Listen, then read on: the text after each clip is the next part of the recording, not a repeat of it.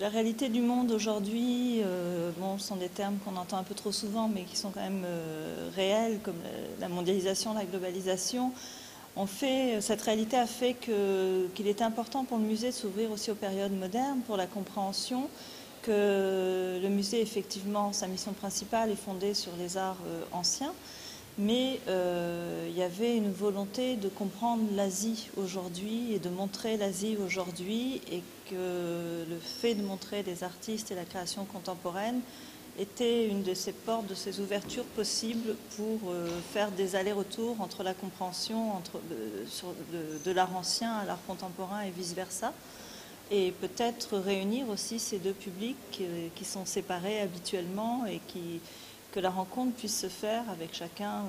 on va dire, chacun ses bagages pour comprendre les choses et créer ce contact. Je pense que c'est aussi une façon de mieux comprendre, en tout cas de bien comprendre la création ancienne, parce qu'on se rend compte que les artistes qu'on a invités, en tout cas jusque-là, avec lesquels on a travaillé, et beaucoup d'autres artistes avec lesquels on a eu des contacts, ont une très grande conscience de leur tradition, de leur passé, de leur patrimoine, et de l'inscription de ce patrimoine dans le monde d'aujourd'hui, qui n'est pas toujours évident. Dans des pays, là je parle de l'Asie en général, pas uniquement de la Chine, que ce soit le contexte politique, économique, le contexte historique aussi. Voilà,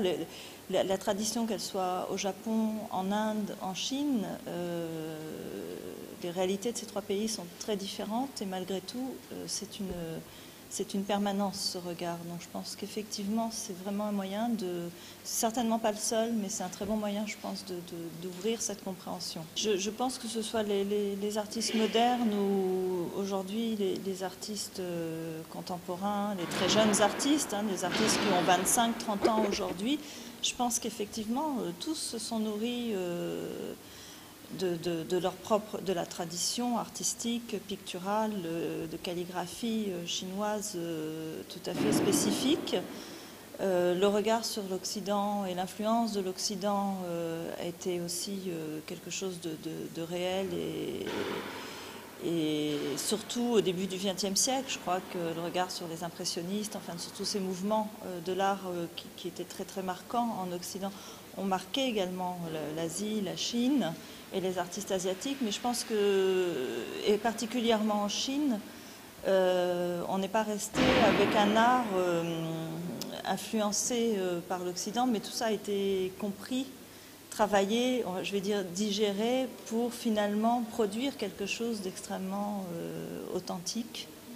Et aujourd'hui, on voit que dans l'art, on va dire très contemporain, avec des images qu'on pourrait parfois, pour certains artistes, relier à la tradition pop art, etc.,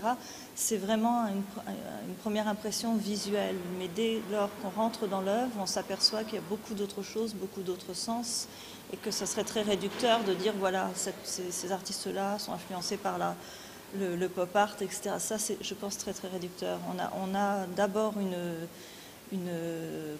caractéristique visuelle qui est vraiment réinterprétée et qui devient quelque chose d'authentique.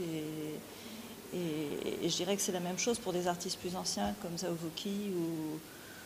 ou Shu Te-chun, comme on en parlait, où effectivement on sent bien il va y avoir l'utilisation de certaines techniques, mais vraiment retravailler pour donner une authenticité particulière à ces artistes.